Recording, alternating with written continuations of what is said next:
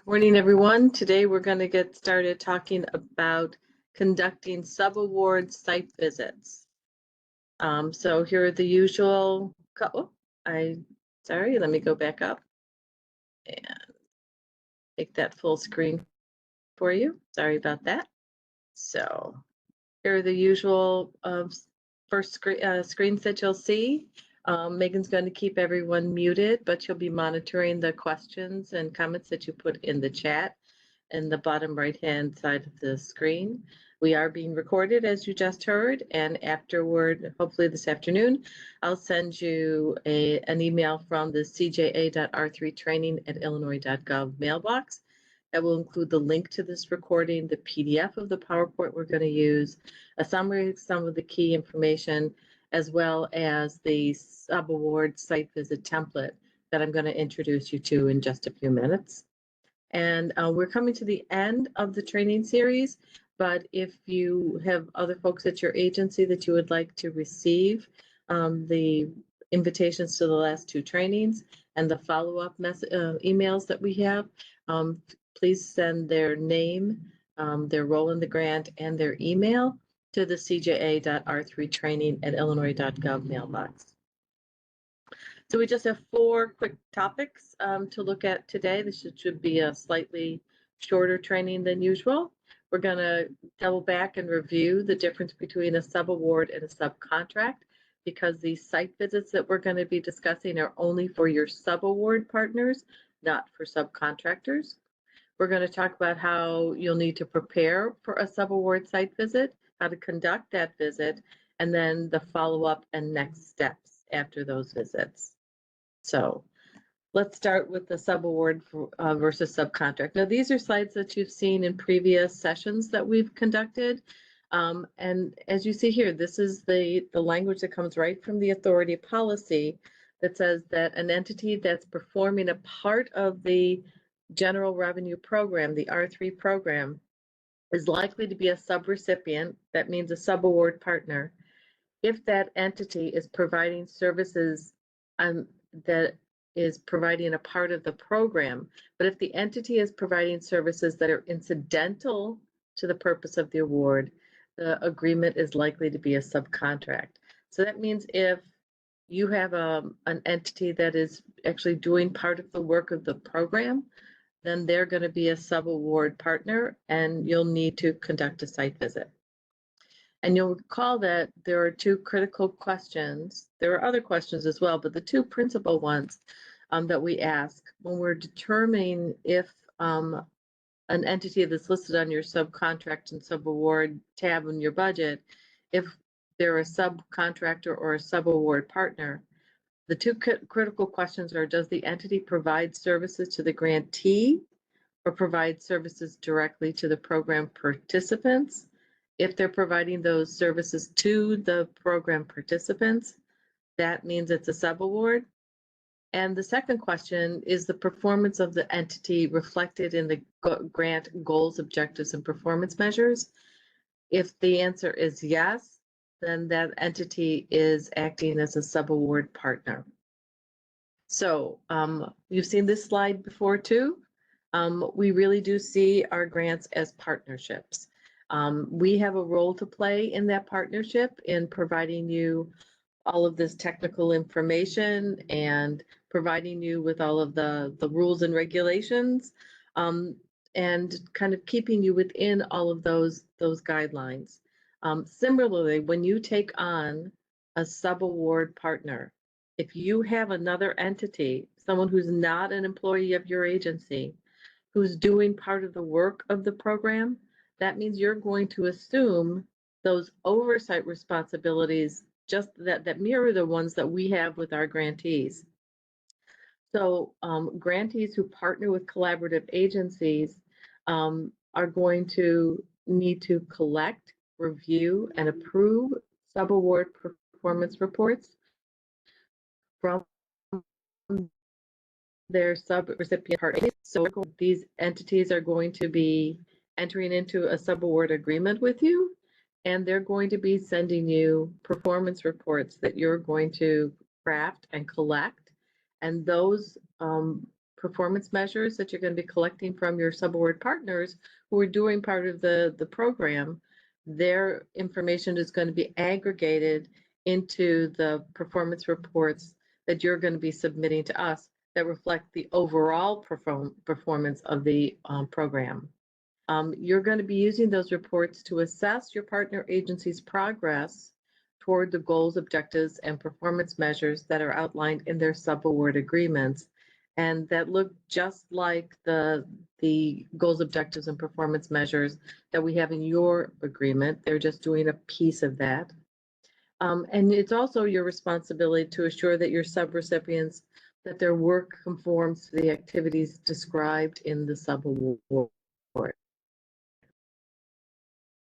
So as part of this oversight, the same way that we're going to come out and do a site visit with each and every one of our grantees during the first year of the performance, you are going to provide site visits for each of your subaward partners as well. And that's your opportunity to oversee and to document your oversight of your subaward agency compliance and monitor their spending and their program performance. Let's stop here for see if there are any questions, Megan. Any so far? Questions so far? Okay. I know that I actually added this section about to kind of review what subawards are, because I know as we're going through the execution process, I've seen a number of grants where they had identified one of the entities on their subaward subcontract tab in the budget as being a 1099 employee, which would be, or 1099 worker, which would be a vendor, or being a subcontractor, another kind of subcontractor. And the difference is, if this is another entity and they are performing a part of the program, that entity is going to be a subaward. If it's an individual, that person is most likely to be a contractual employee, right? And so there are really different there's different oversight that you have of somebody who is part of your agency as opposed to staff that are part of another agency that are doing the work of your program.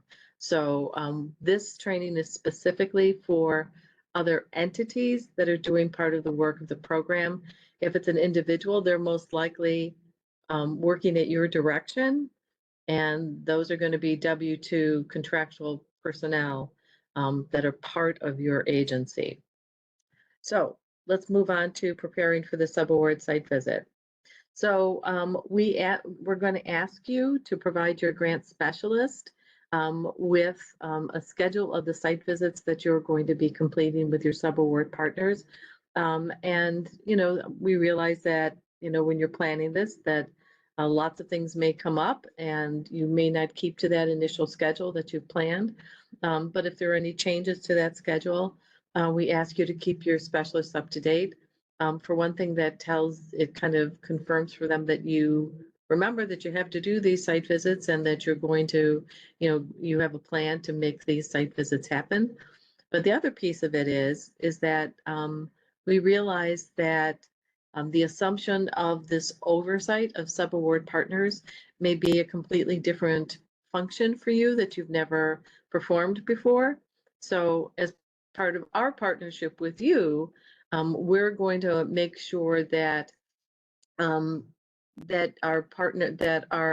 specialists sit in on at least one of your site visits. I think I've jumped ahead in the slides here, but when you do schedule those site visits, we want you to send the partner agency a letter and copy us on it, because as I said, your grant specialist is going to observe one or more of your subrecipient site visits. And that's, please don't take that as being sort of a punitive thing either, especially if you have multiple visits. This will be your first time doing this. Your grant specialist will be there to support you in helping make sure that that site visit, includes all of the components that you need and that it is a good reflection of your work overseeing the work of your partner agency. Now, as we said, that you're going to be collecting and reviewing subrecipient documentation in advance of the visit. So you collect fiscal reports from your grantees, and you collect performance reports from your grantees. What we're asking you to do in this desk review, and I'll show you, we have a whole a guide that we've developed that will walk you through each of these elements that we're talking about. But the desk review is your opportunity to collect the backup documentation that supports the fiscal reports and the performance reports that you're collecting from your subaward partners. And it's going to, as you know, since the oversight that you're doing for your subaward partners really mirrors the oversight that we perform for your grants, we're just going to ask you to take a sample. So ask your subaward partner to send you that backup documentation for 1 month of the program so that you can review it relative to the reports that they have already submitted. We're going to follow that same model. And as we are preparing for site visits with you, we'll ask you for a sample of that backup documentation so that we have an opportunity to take a look at it in advance of the visit.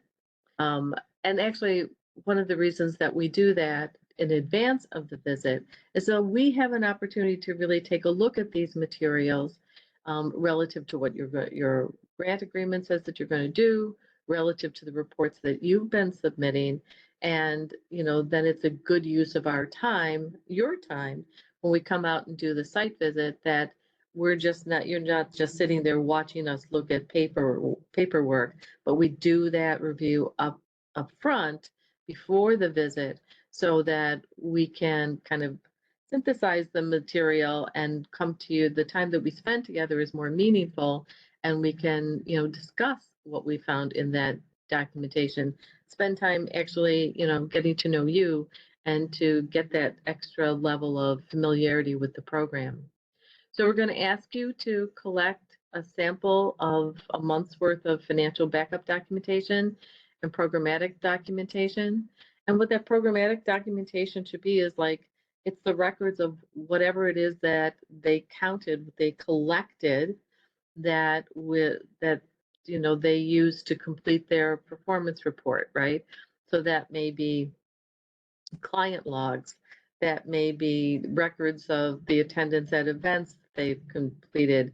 If you have some of the outcome measures that I've seen so far is that you're going to have pre and post tests for on some training element, and so your participants are completing pre and post tests. We'd like to see those so that you can sort of document when they're saying, well, 50% of my staff of the participants, rather, 50% of the participants showed a significant increase in knowledge on their post-test relative to the pre-test. So it's all that documentation that your subaward partners are maintaining to complete the performance reports that they're going to be submitting to you.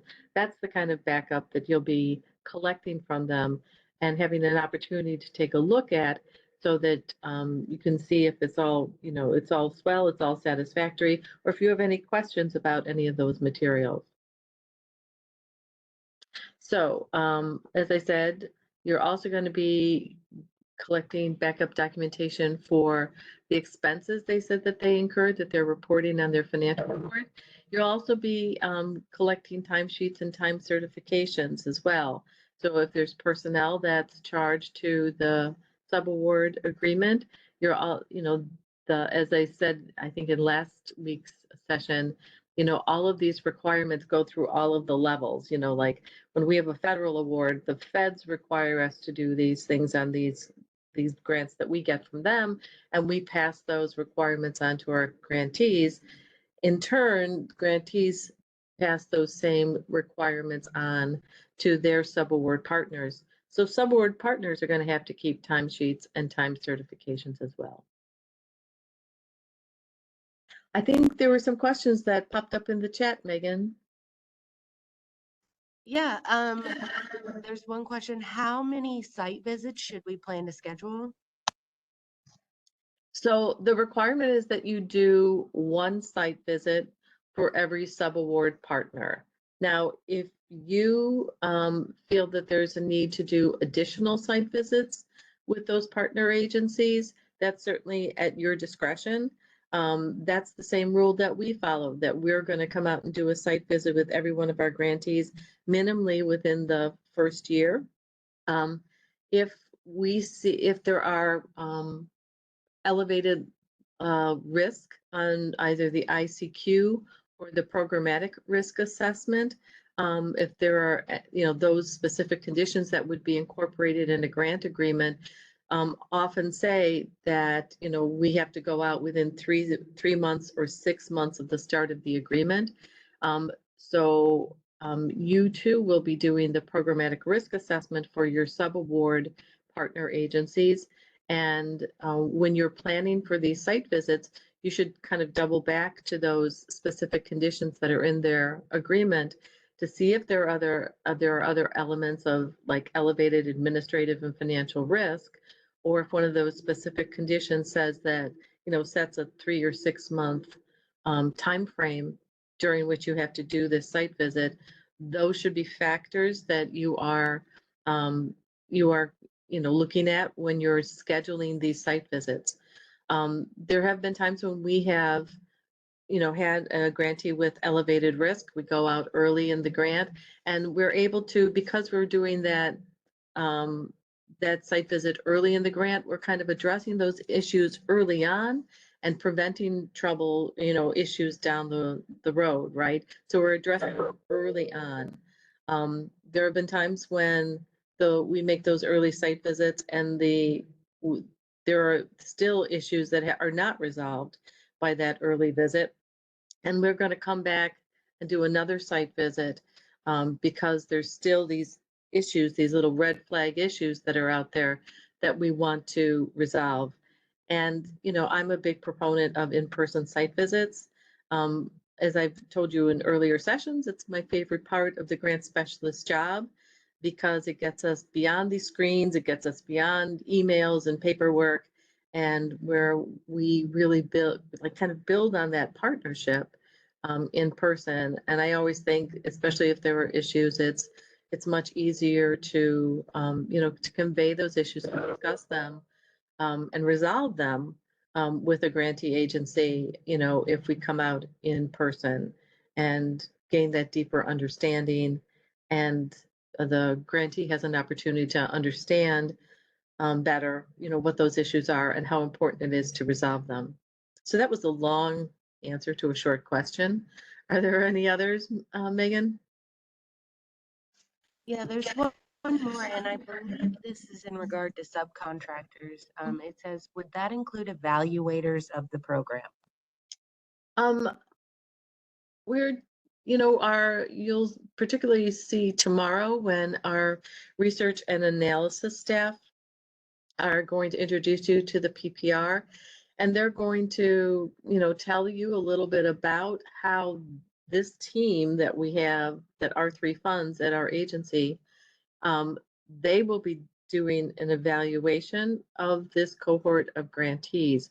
So I'm not sure what an evaluator will be doing in your grant, but an evaluator, if they're working with the actual participants delivering a part of the program, evaluators typically do not do that kind of function. This would be more of like akin to like a data specialist who would be, reviewing the data that you're collecting and providing information to the agency. I would see that more as a contractor or, a personal services contract, a W-2 employee. That would be more of like a contractor than a subaward partner, unless I'm not understanding what the evaluator are. Evaluators typically don't work, individually with the participants in a program. It's more providing a service to the agency to help them understand their performance and make adjustments in the implementation. So that evaluator would most likely be a contractor as opposed to a subaward partner. But if I've missed the target there, feel free to reach out to me and we can talk about it a little bit more. Any other questions, Megan? Nope, that's it. Okie doke. Then let's talk about how we're going to conduct the site visit. So to do this guide that we've put together, it lays out all of the required elements of a site visit, as well as the preparation, that desk review that I was talking about. It's also going to serve as the documentation of your site visit. So we're going to consider it the report for this site visit. It's also used to develop the follow-up letter that you're going to be sending to your subrecipients. Remember I said that the way that you're going to conduct site visits mirrors the way we're going to conduct site visits. So when it's time for your site visit, your specialist is going to reach out to you to schedule that visit. They're going to send you a letter confirming that visit and giving you a brief agenda. After the visit, they're going to send you a follow-up letter that reflects on the visit and discusses any next steps, but we'll go into detail on that in a little bit. And so it really does form the basis of the site visit report that you'll be sending to the authority. So the programmatic components of the site visit, just like what we're going to do, you're going to meet with program and administrative staff. You're going to, if you have an opportunity to observe the program activities, that's great. You're going to review the reporting procedures because you'll have had an opportunity to take a look at all that backup documentation that they have been collecting on their performance that they use for the development of their performance report. So you're going to, talk about that process. You're going to review any of those specific conditions that we talked about and provide technical assistance. And what I mean by technical assistance is like if you are seeing in your reports from the subaward partner that they're not kind of hitting those benchmarks that we set out, that you set out in the subaward agreement, you want to be talking about that. And, because like I said, these applications and the agreements are really everybody's best guess for how these programs are going to run out, especially if they are brand new programs that you're creating. So it's everybody's best plan for how that's going to happen. And it's very rare that a program unfolds without, encountering something that wasn't anticipated. Sometimes that's a good something, and sometimes that's a something that, is kind of a speed bump to implementation. And so that technical assistance is the opportunity for you to discuss with your subaward partner how they're doing and meeting these benchmarks, see if there are any speed bumps that they've encountered or anything that's unanticipated, and discuss how that impacts the program, and maybe, think of new strategies to navigate around that speed bump. So we're also going to be looking at the financial side as well. So you want to be reviewing their fiscal procedures. So you want to make sure that every expense that's charged to the agreement has, two people signing off on it, that, those checks and balances for their expenditures. You want to, I usually just say, tell me how, how do you approve your expenses? How do you get information into those fiscal reports that you send me? This is going to be your opportunity to review any issues that came up when you reviewed their financial and time documentation that you got and reviewed as part of that desk review. You're going to review the spending and see if there's a need for any budget revision. Again, you're kind of like assessing where they should be at that point of the program and seeing if they're spending their money too fast or if they're spending their money too slow, or slower than anticipated, I should say, and kind of, reflecting on, is that budget, is that still on target to provide them the resources to deliver the program that they agree to in that subaward agreement. And then if there's any equipment or any inventory, you want to kind of take a look at very few pieces of equipment these days. but one of the most common significant supplies that our grantees and subaward partners are procuring are going to be things like laptops and equipment or supplies like desks and chairs and things like that. So you just want to be able to see where those things are. And then of course you're going to talk about any next steps. If there are any issues that come up in any of this, then you're going to say, discuss what's going to happen next to resolve those issues. Now I'm going to stop sharing this and bring up the site visit report. While I'm doing that, Megan, has anything popped up in the chat? No new questions. Great. So I will send you this subaward report template for you to use. You can see that you should be filling in these little gray boxes here. Everything else is locked. This is just the real basics of it. This is going to be the pass-through entity. That's the grant agency. The subrecipient is the entity that the agency that you're visiting. And then you're just going to fill in the logistics of that visit to document that it happened. And we've got, some instructions in here too to help guide you through the process. You're going to indicate what month's documentation you're going to be sampling in that desk review. And we've got, you can see throughout the document when you have italics like this, these are just some sort of prompting questions that you should be asking when you're reviewing those materials.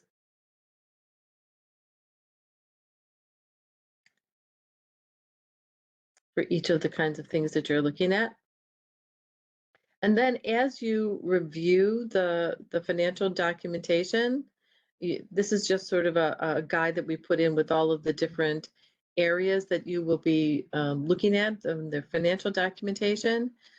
Just answering yes or no. Does the backup documentation satisfy is it adequate to justify the expenses that they're reporting? And we've left you a little space here to note any issues that you see when you do that review.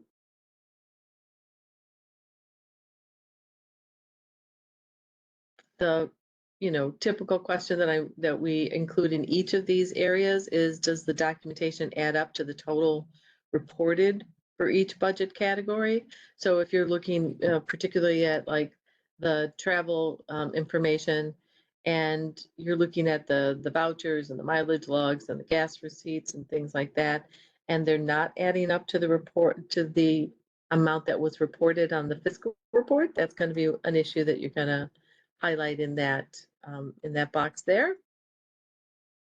For contractual, of course, that's always a little more complicated. So we've tried to anticipate all the different kinds of contractual expenses that you may have and ask good questions for that. And then down here for the total budget expenses, remember that the documentation that a grantee should be maintaining and a subaward partner should be maintaining has to document both that the expense was incurred and that the expense was paid. So we included an area here for your review of either their bank statement or a cost center report or some proof that they actually paid that expense. So while you may have the invoice for the laptops that they procured for their staff, that proves that the expense was incurred, you would also want to see that there's a check, that there was that they paid that bill. So you want to see their bank statement or their cost center report, something that documents that that expense was actually paid. Here's the area where we prompt you to take a look at any specific conditions that are in their grant agreement and subaward agreement, I should say. And that's all your preparation. And then for the site visit, we'd like you to keep a list of the folks that you talk to at the subaward agency and tell us what their position is. And then, I always just, ask everyone that I meet with at a site visit to tell us what their role is in the program and what their work is like every day. And, usually that kind of does two things. It, for one thing, it does give us the opportunity to assess whether how they describe their work conforms to what the grant or sub-grant agreement described as their function. And there have been a couple of times where, someone has told us their work and we're just like, well, that's not in the grant, like they're doing something completely, outside the bounds of what their work was described in the grant. That's relatively rare that we come across that. So there is that compliance element of it, but also from my mind, it also opens the door to communication with each of those staff members that we're discussing. And you can see what they're excited about doing, why they do this work. I think I've said in previous sessions that, I always ask what brings people to this work, because a lot of it is not exactly glamorous or well compensated. So I'm really interested in why people do this work to help build their community and make it safer. And that really tells me a lot about that individual and about the work that and what they bring to these programs. So I love asking that question. So we ask you, we've got a lot of questions here. Now, we're not asking you to provide a transcript, but these are the kinds of things that come up when you have that conversation with folks. And these are the things that we don't want you to rewrite the great American novel, but if you can just summarize the cumulative staff response to these questions.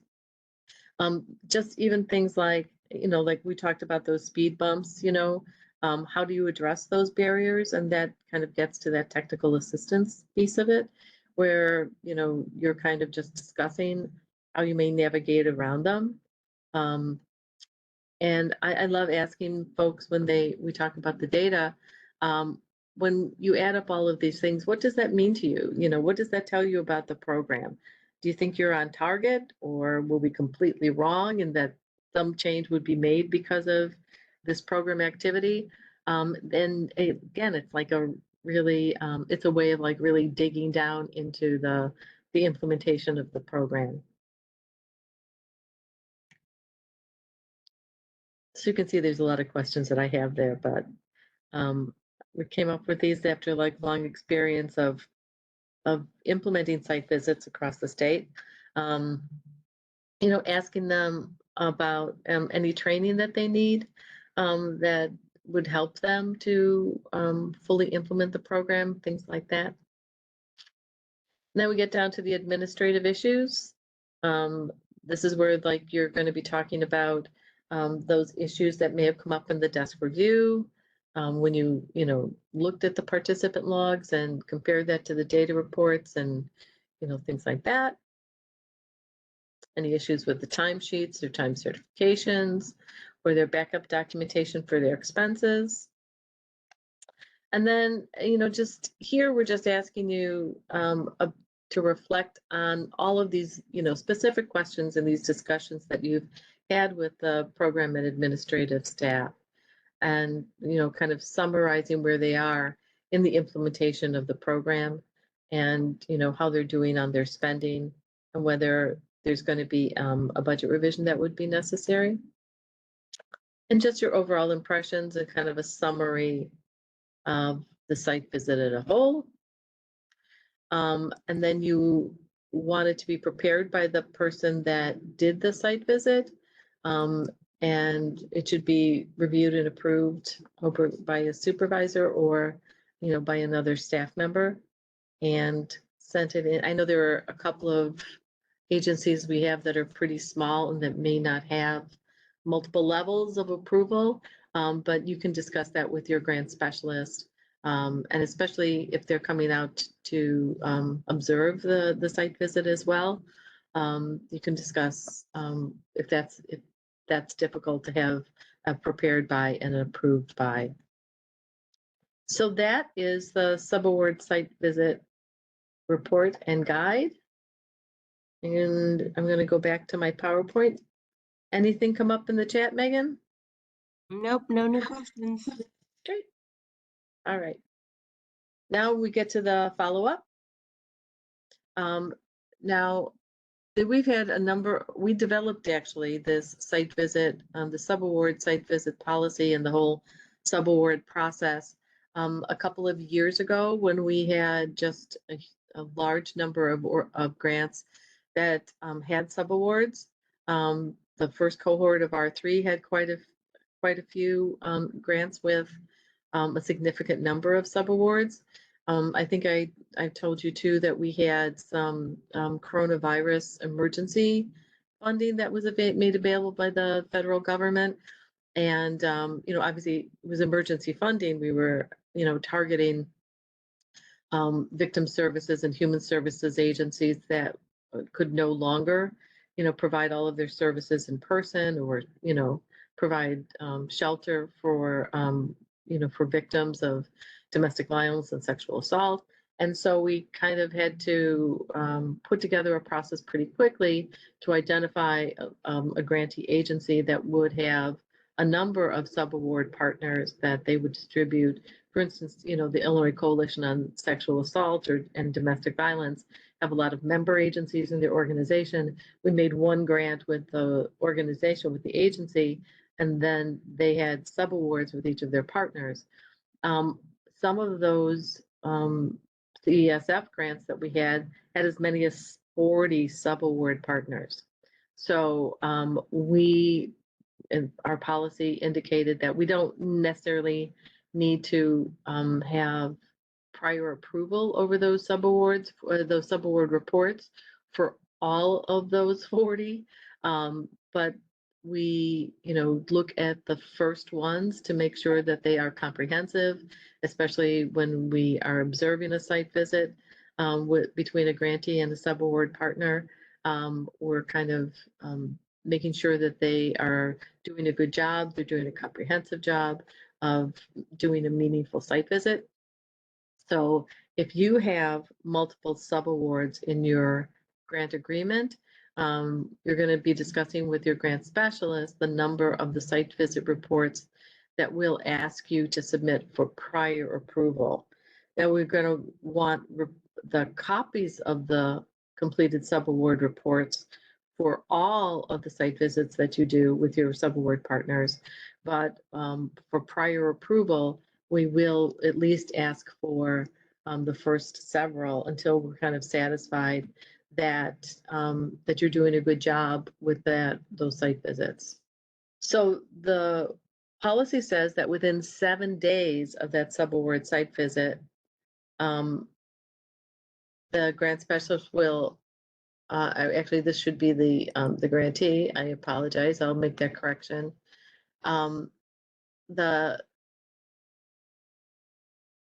You're going to be sending the grant specialist. I'm sorry, I was correct. This is right.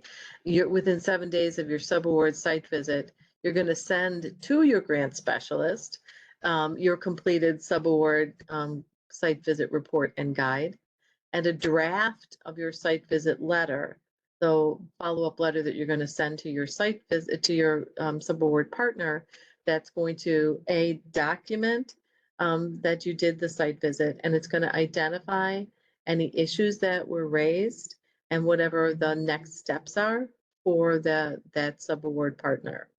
And that's going to be the draft because we want our grant specialists have the opportunity to review that report and see if that follow-up letter has adequately reflected that report, the conduct of the visit, and any next steps or issues that were raised, right? So we're going to ask you to send that draft to us. And then the grant specialists, when they do their review, they're going to have to either approve that report or request additional information from the grantee, particularly if they see in this, the site visit guide that some issues were raised, but it's not reflected in the letter. We also want to make sure that the tone of the letter is, in keeping with a partnership, and that it's not overly like punitive or harsh, that it's an appropriate response. So after your grant specialist approves that draft letter, they're going to you're going to send that approved letter within 7 days of the authority approval of the letter. Because, one of the things about, we want, after a site visit, and we have the same rules on our side, right?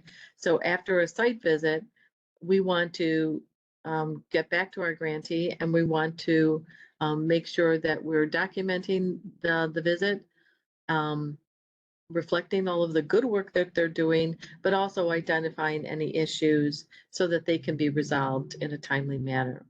And if it makes you feel any better, we have these same time frames when we'd come out and do a site visit with you.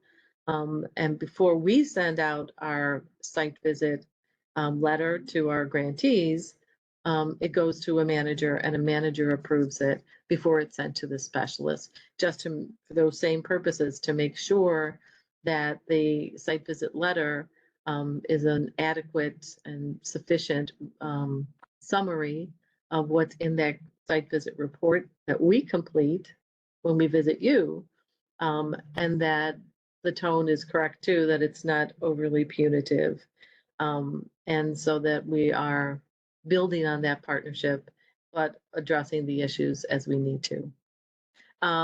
Now, in the the pretty rare instance that we actually need to do a corrective action, corrective actions are really detailed instructions to our grantees of when there's a significant issue, right? A serious deficiency, or lack of appropriate documentation, or activities that are beyond the scope of the grant agreement. You're going to be doing that same kind of if you find those issues, you're going to be taking that step as well to issue a corrective action plan. These are the most typical ones that we've seen.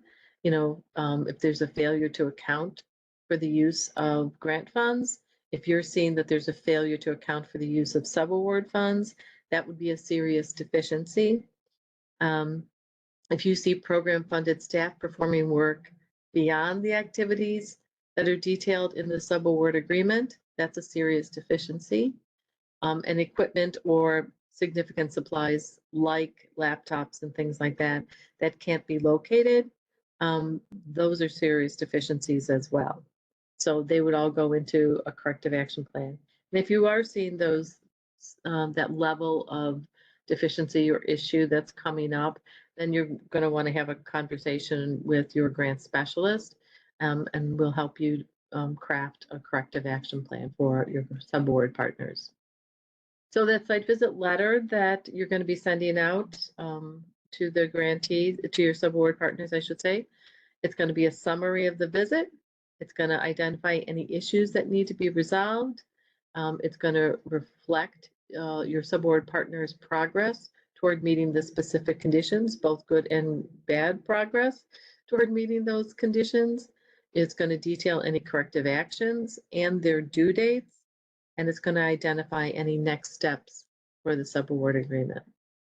So that site visit report that you're going to be completing, that we just took a look at, it's going to be documenting the performance of your subrecipients, but it's also going to be documenting your performance in overseeing the work of your subaward partners. We're going to ask you to use that subaward template that I just introduced you to, and which we are going to be sending you in the follow-up email.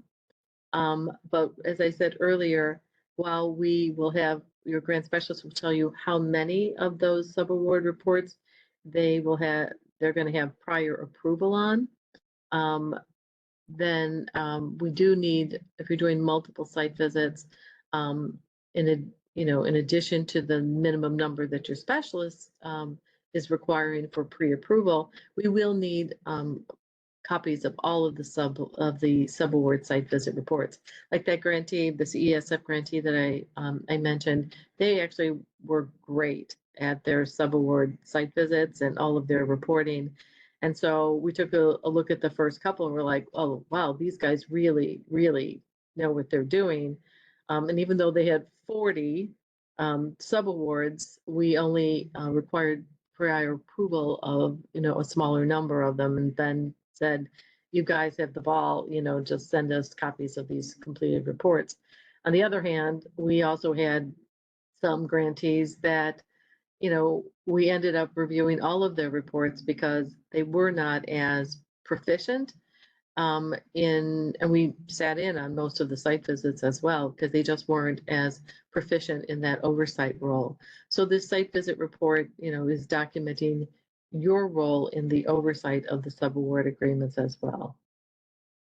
So when you have subaward agreements in your grant, your PPR will also include information. There'll be a space for you to reflect on information on the number of subaward site visits that you've conducted and to provide information on any barriers that your subaward partners have encountered and on the subaward partner achievements in their provision of your part of the overall program. So in addition to the regular questions that you'll have in your PPR, those agencies that have subaward agreements will have to provide this information as well. So we're almost at the end of this training series.